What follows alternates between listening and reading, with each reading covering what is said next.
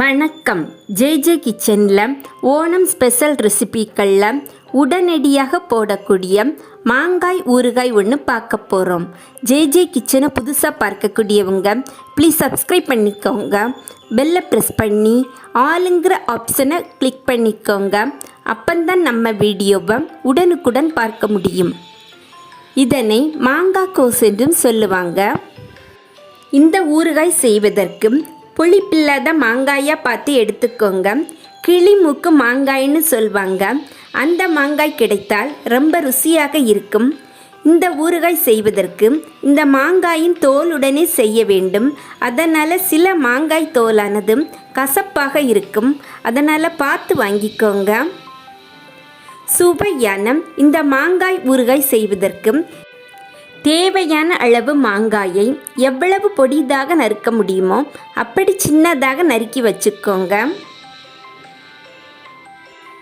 இந்த மாங்காய் ஊறுகாயானது சீக்கிரமாக செய்துவிடலாம்.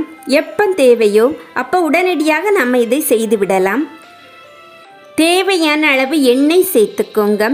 இதற்கு கூட சிறிதளவு கடுகு, 2 காய்ந்த மிளகாய், சிறிதளவு கறிவேப்பிலை சேர்த்துக்கோங்க. இந்த தாளிப்பை நாம் மாங்காய் நறுக்கி வச்சுருக்கோம்ல அதில் சேர்த்துக்கோங்க.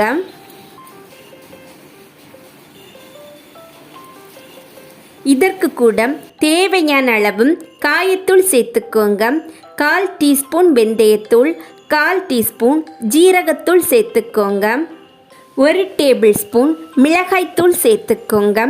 தேவையான அளவு உப்பு பார்த்து சேர்த்துக்கோங்க. சிறிதளவும் மஞ்சள் தூளும் சேர்த்துக்கோங்க. நல்லா மிக்ஸ் பண்ணி கொடுத்துக்கோங்க.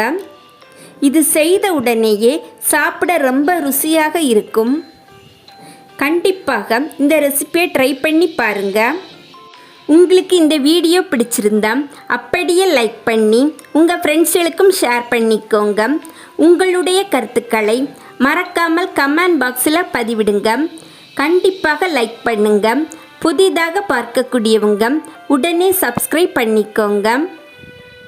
வீடியோ பிடிச்சிருந்தா லைக் பண்ணிக்கோங்க, ஷேர் பண்ணிக்கோங்க, சப்ஸ்கிரைப் பண்ணி பெல் நினைச்சு ஆனும் காசு கிளிக் பண்ணிக்கோங்க.